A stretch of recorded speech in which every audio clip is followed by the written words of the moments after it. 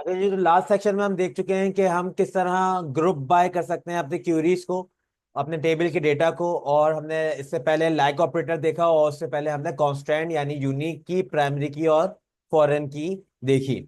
अब बेसिकली जो आज का टॉपिक है वो उसी की से ही रिलेटेड है, जो कि प्राइमरी की और फॉरेन की है। हमने प्राइमरी और फॉरेन की मदद से दो टेबल्स या तीन टेबल्स में आपस में रिलेशनशिप कायम किया था। अब उस रिलेशनशिप से की हेल्प से हम किस तरह दो टेबल को एक टेबल बना सकते हैं, आज हम वो देखने वाले हैं। जिस जो हम कीवर्ड यूज करने वाले हैं उसका नाम है ज्वाइन। बेसिकली एक ज्वाइन एक ऐसा कीवर्ड है जो कि दो या दो से ज्यादा टेबल्स को एक टेबल बनाने में हेल्पफुल साबित होता है, आपकी मददगार होता है। और वो सिर्फ उसकी इस पे काम करता है जो कि बेसिकली फॉरेन और प्राइमरी की से ज्वाइन हुई हुई हो। तो आगे बढ़ते हैं।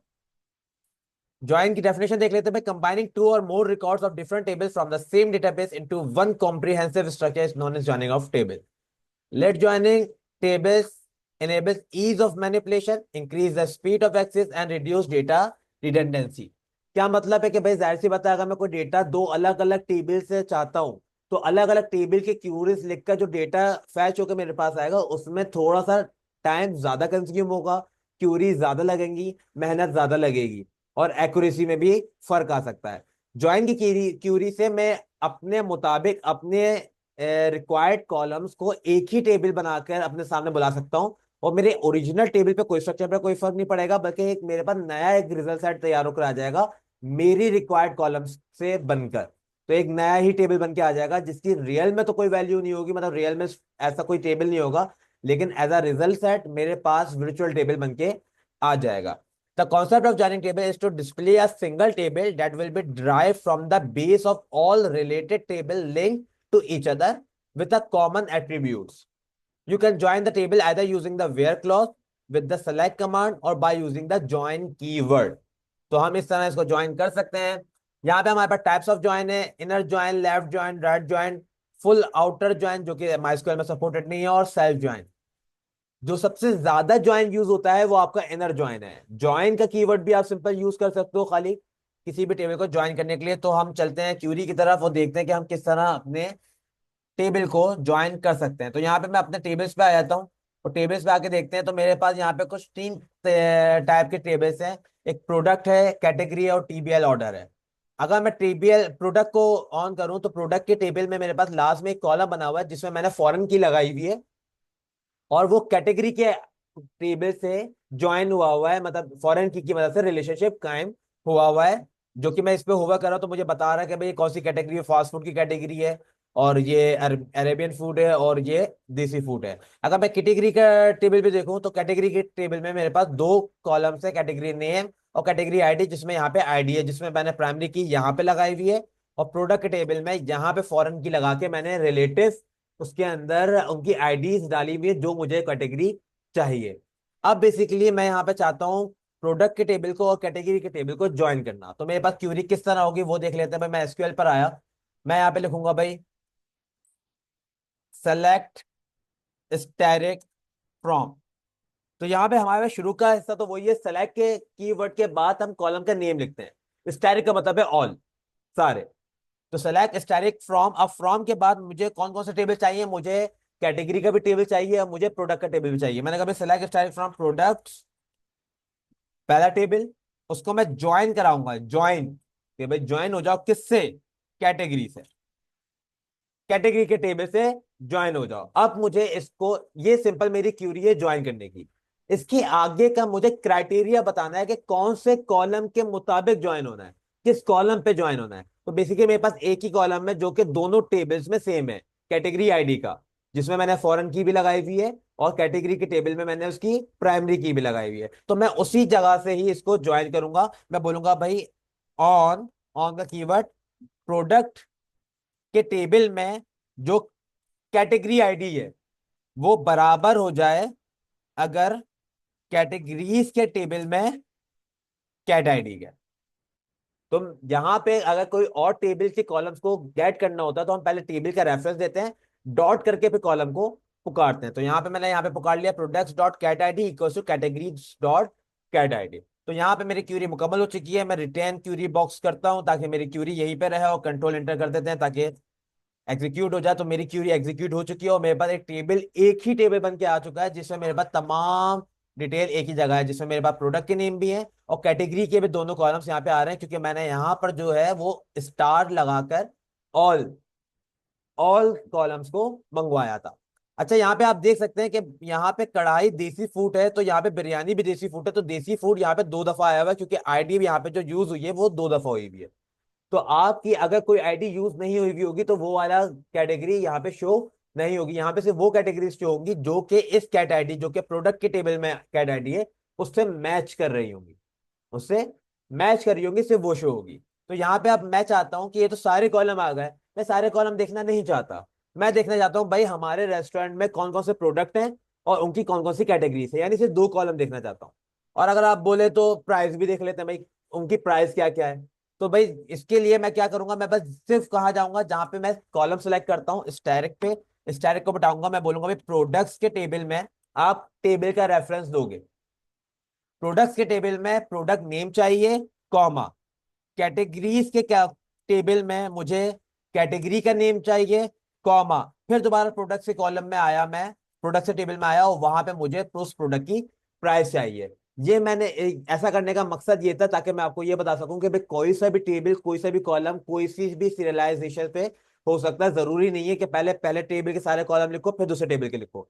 यहाँ पे जो आप सीरियल लोगे वैसे ही आपके पास सारे कॉलम प्रिंट होकर आएंगे। अभी मैंने यहाँ पे जो सीरियल दिए वहां पे पहले प्रोडक्ट नेम दिया है, देन कैटेगरी दी है, देन उसकी प्राइस दी है, तो मेरे पास जो टेबल बन के आएगा वो इसी कॉलम की सीरियल के हिसाब से बन के आएगा। कंट्रोल एंटर कर लेते हैं, देखते हैं हमारे पास क्यूरी चल गई है। यहाँ पे क्यूरी चल गई है और हमारे पास देखो एक टेबल बन के आएगा जिसमें प्रोडक्ट नेम है, कैटेगरी नेम है और उनकी प्राइसेस आ रही है।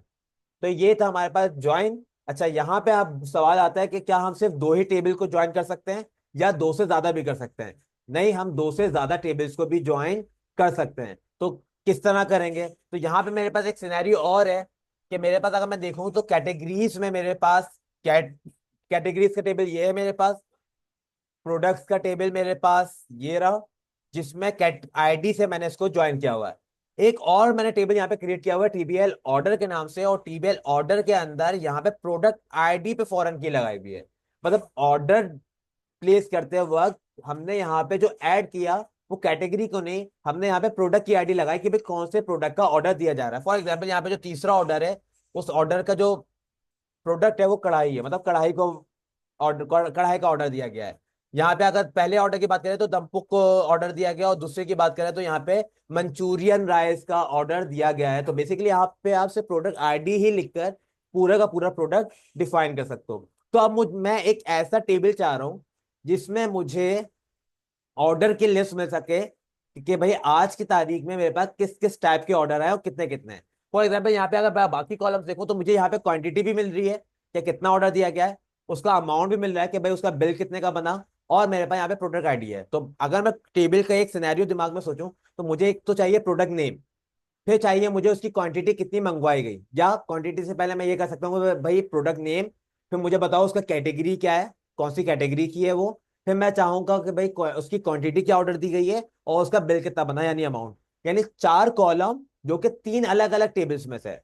प्रोडक्ट नेम प्रोडक्ट के टेबल में, कैटेगरी नेम कैटेगरी के टेबल में, और क्वांटिटी और अमाउंट टीबीएल ऑर्डर के टेबल में। तो मेरे पास 3 अलग अलग टेबल है जिसमें से सिर्फ मैं 4 कॉलम मंगवा रहा हूँ। तो उसकी क्यूरी किस तरह बनेगी वो देख लेते हैं। तो मैं यहाँ पे सिंपल आता हूँ एसक्यूएल में, और एसक्यूएल में आने के बाद मैं यहाँ पे लिखूंगा सेलेक्ट, और सेलेक्ट के बाद मैं अपने कॉलम्स के नाम बताऊंगा मुझे कौन कौन से कॉलम चाहिए।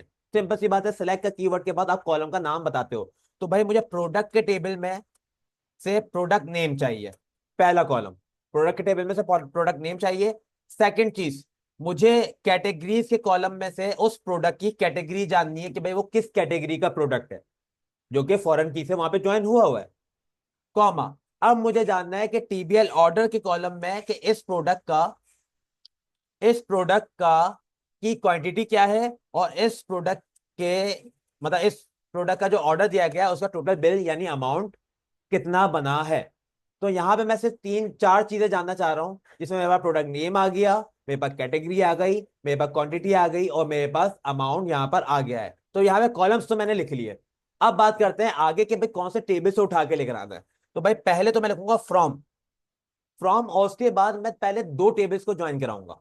और वो टेबल्स ऐसे होने चाहिए जिसमें फॉरेन की लगी हुई हो। तो अगर मैं प्रोडक्ट के टेबल को ज्वाइन कराता हूँ, तो प्रोडक्ट के टेबल में एक फॉरेन की लगी हुई है कैट आईडी पर, और वो कैट आईडी किसकी के टेबल की फॉरेन की है, कैटेगरीज के टेबल की। तो मैं पहले इन दोनों को ज्वाइन कराऊंगा।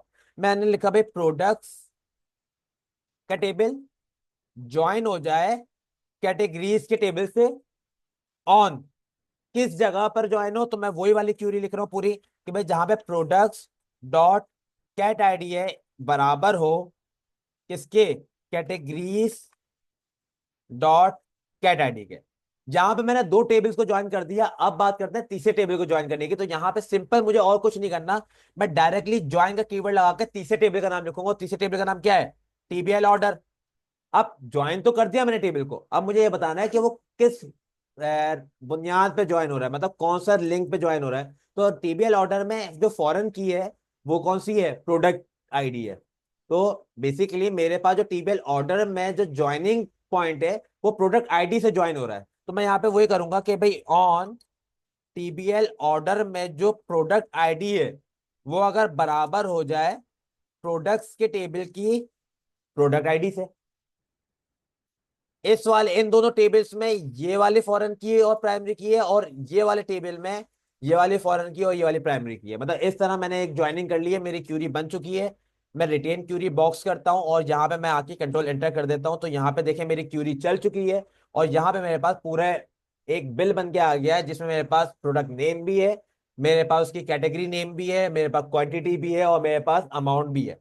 तो इस तरह मैं पूरे तीन टेबल्स में से अपनी मर्जी का कॉलम मंगवा सकता हूं, और सारा डेटा रिलेटिव एक दूसरे से। क्या अगर देखा जाए तो जिंगर की ही कैटेगरी आई है फास्ट फूड, और फास्ट फूड यानी जिंगर के ही जितनी क्वांटिटी दी गई थी और जितना अमाउंट दिया गया था वही अमाउंट मेरे पास आया है। तो ये बेसिकली जो थी वो है ज्वाइन की कीवर्ड, जिससे हम अलग अलग टेबल्स को प्राइमरी और फॉरेन की जहां पे लगी हुई हो उस हिसाब से ज्वाइन कर सकते हैं, और एक ही टेबल यानी एक ही रिजल्ट सेट बना सकते हैं। इसकी मल्टीपल टाइम प्रैक्टिस करें, दो टेबल, तीन टेबल, चार टेबल्स को भी ज्वाइन करके देखें, ताकि ज्यादा से ज्यादा अच्छी प्रैक्टिस हो सके। क्योंकि ये बहुत ज्यादा यूजफुल होती है जब हम इसको प्रोग्रामिंग लैंग्वेज के साथ जोड़ते हैं और उसके साथ वर्किंग करते हैं। क्योंकि बेसिकली माई एसक्यूएल आरडीबीएमएस है, रिलेशनल डेटाबेस मैनेजमेंट सिस्टम है, और इसमें काम ही रिलेशनल वाइज होता है, रिलेशन बनाया जाता है, और सारी क्यूरीज अलग अलग, सारा डेटा अलग अलग टेबल में सेव तो किया जाता है, लेकिन जब मंगवाया जाता है या यूज किया जाता है तो उसको एक ही डेटा सेट के हिसाब से मंगवा के उसको यूज